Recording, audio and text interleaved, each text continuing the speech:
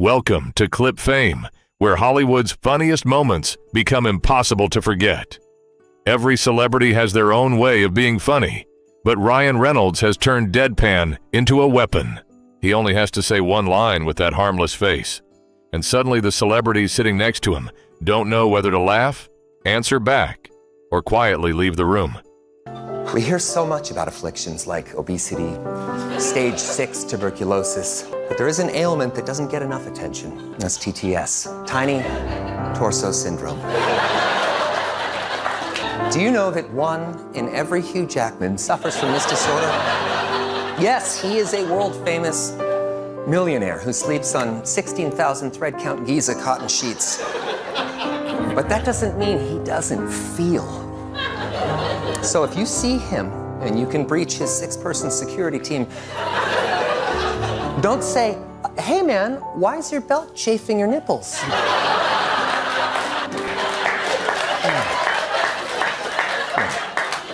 Ryan Reynolds does not tease Hugh Jackman like a normal friend.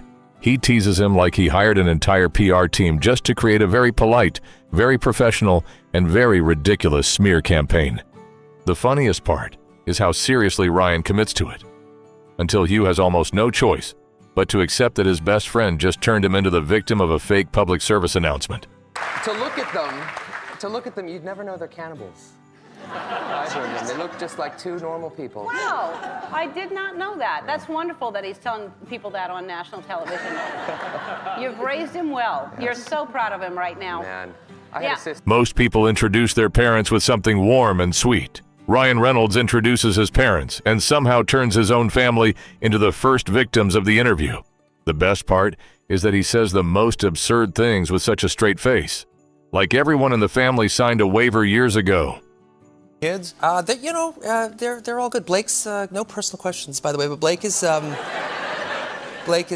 great. The sex is totally normal. Okay, wait, that's going. I wasn't going to ask that. Hey, pump the sex brakes, Jimmy. Okay? I asked that no personal questions, and you're going right in on it. All right, Barbara Walters, easy. Do I? Easy. Asking Ryan Reynolds about his marriage is a brave choice. Most celebrities would laugh it off or give a polite answer, but Ryan drops one line so fast that Jimmy Fallon needs a second to recover. That is Ryan's charm. The more personal the question gets, the more calmly he makes the whole interview feel like it just went somewhere it was not supposed to go. I was about 18 years old, and in the middle of the dinner once, I grabbed the camera and I went in the bathroom and I just took a picture of my penis. Yeah. And I just wanted to see if he would naturally edit these photos at some point. Nope. He sent it out? Yeah. So I think there's one day, I hope it doesn't happen, but there's a penis picture of mine floating around somewhere. Well, guess what? Ryan Reynolds has the kind of storytelling that makes you laugh, and at the same time, wonder why he would ever admit this on television. Most people hide their embarrassing teenage memories forever, but Ryan brings them on stage, adds that deadpan delivery, and turns them into the strangest family story of the night. The dangerous thing is how normal he looks while telling it. Like everybody grew up leaving behind a few photographic disasters for their parents to deal with. I used to say to her, I would take a bullet for you. I could never love anything as much as I love you. I would say that to my wife, and then the second I looked in that baby's eyes, I knew in that exact moment that if we were ever under attack, I would use my wife as a human shield to protect that baby. Even when Ryan Reynolds talks about fatherhood, he refuses to enter the emotional lane like a normal person. Someone else might talk about how beautiful and sacred it is, but Ryan turns the whole thing into a confession that feels wrong, funny, and somehow completely on brand. He is the kind of man who will not let a touching moment stay touching for too long. Very Try to nice. keep it kind of analog. It's good, yeah. Yeah, because she's 4, and then you had another one with Blake recently. How old is that child? That happened from sex, and we had just FYI. It is that she's 2. Uh-huh. Yeah, so she's just turned 2. So you've only had sex twice? Just the 2 times, yeah. Yeah. Okay. 'Cause It's a mercenary job, so it's just clinical. Yeah. Ellen starts with a sweet, harmless question about his kids, and within seconds, Ryan Reynolds makes it a little less sweet than she probably expected. He does not go big. He does not try to hijack the show. He just answers so calmly that Ellen gets pulled right into the weirdness with him. And Ryan just sits there smiling, like he is completely innocent. Yeah. Only Wednesday nights. Yeah. Yeah. There's no way she would know that. So you do some great work with the Make-A-Wish Foundation. Tell everybody what you're doing. Make-A-Wish is obviously, I think it's just the most incredible organization in the whole wide world, and what they do is so unique, and they truly make kids' dreams come true. And for whatever reason, kids, particularly kids that are dealing with cancer, which is a very serious issue, gravitate toward Wade Wilson, the character I play in Deadpool, who also has cancer. So through this movie, I've got to meet a lot of these kids, and we had tons of them on the set. I put a few of them in the movie. They're in there little spots, and they're just absolutely incredible. And so, thanks. Yeah, I mean, Only Ryan Reynolds could make a major show feel like he just casually picked up the phone in his living room. What makes this moment so good is not just that he breaks the rules, but how natural he makes it feel. Hugh Jackman almost has no choice but to accept that, for a few seconds, he is simply living in Ryan's world. I mean, yeah, you have a little talk with the crew at the beginning of the day. You just say, you guys, you're gonna see things that you shouldn't see. And you just kind of go for it. I kind of got an idea what it's like to maybe work in the adult film industry. You're just sort of like, by lunchtime, you're just like, oh, Greek salad's good, isn't it? And you're just totally nude, standing there at the line. Yeah, you just lose that. Ryan has a terrifying kind of honesty because he says things most people would avoid with the tone of someone reading the morning weather. In his hands, a celebrity image is not something that needs to be protected too carefully. It is more like a toy he can take apart, as long as the room is still laughing. Let's go. Okay, first one. You're going to a Jewish circumcision ceremony. Yeah. What gift do you bring? Oh, that's a good question. What gift do you bring to a Jewish circumcision ceremony? Besides just unabashed applause? I would think, maybe the home kit, for the next kids that are born. You don't need to go down to some other place to do it. You just do it. Hugh Jackman probably thought this would be a fun, friendly conversation, maybe with a little harmless teasing for the audience. But with Ryan Reynolds, harmless teasing never seems to be the plan. The second Ryan opens his mouth, he was already stuck in a situation he clearly did not prepare for, and his face says everything. I really should have asked what the question was first.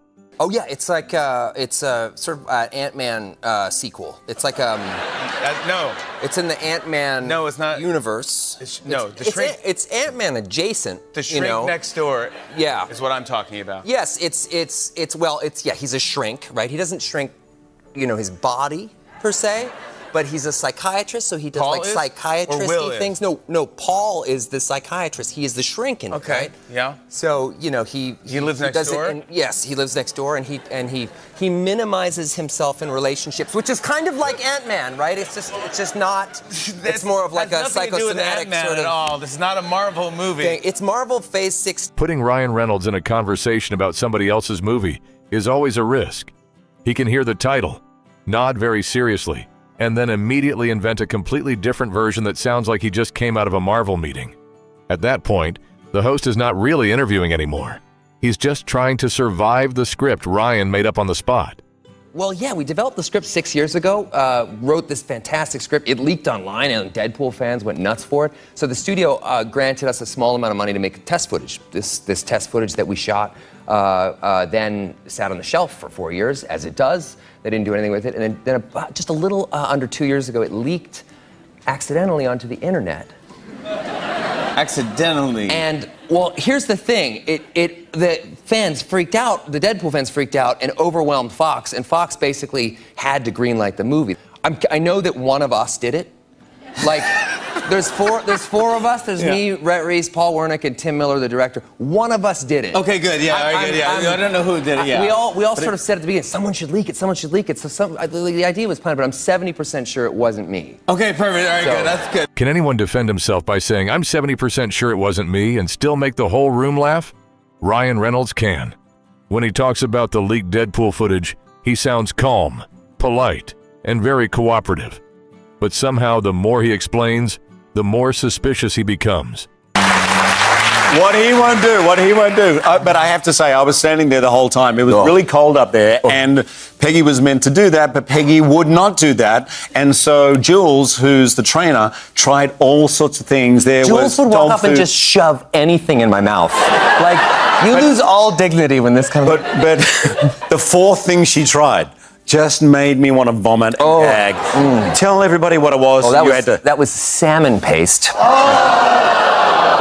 And you know what? You haven't lived till you've had salmon paste on an ice cold day at 8 in the morning. And then had about 2 pounds of Peggy tongue shoved down your throat and right into your uvula. I'm surprised her tail wasn't just sticking out of my mouth and flagging like this by the end. We made it to 6th base. I mean, that was crazy. Some actors show up to promote a movie. Ryan Reynolds shows up and turns the interview into a group chat that should never be read out loud. The best part is how calm he looks, like ruining the entire room was simply on today's schedule.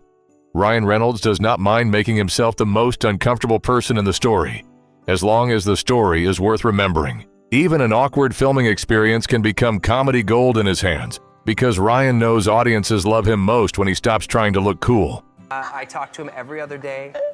Every other day he takes the call.